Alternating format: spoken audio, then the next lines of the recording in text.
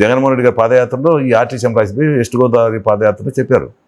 చెప్తే ఈ సమస్యలు ఎప్పుడు తీరవన్నా మీకు నేను కానీ దేవుని దయ వలన మీ ఆశీస్సులు ఉండి నేను ముఖ్యమంత్రి అయితే దీనికి శాశ్వత పరిష్కారంగా ఆర్టీసీని ప్రభుత్వంలో విలీనం చేస్తా, ఆర్టీసీలో ఉన్నటువంటి 52,000 చిల్లర ఉద్యోగస్తులందరినీ కూడా ప్రభుత్వ ఉద్యోగులుగా చేస్తా అన్నాడు.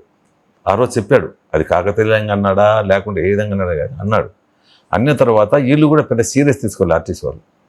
చెప్తారు ఇది సాధ్యం కాదు. ఎక్కడ భారతదేశంలో ఉన్నటువంటి 27 రాష్ట్రాల్లో కూడా ఏ రాష్ట్రంలో కూడా ఆర్టీసీని ప్రభుత్వంలో విలీనం చేసిన రాష్ట్రం లేదు ఎక్కడ కూడా. ఇది ఒక కార్పొరేషన్ అంటే ఆర్టీసీ ఎక్కడ చేయలే భారతదేశంలో. ఆ మాట అన్న తర్వాత గవర్నమెంట్లోకి వచ్చిన తర్వాత వచ్చిన వెంటనే 2019 మేలో వచ్చాడు. వచ్చిన వెంటనే నేను చెప్పా కదని చెప్పి ఒక కమిటీ వేశాడు.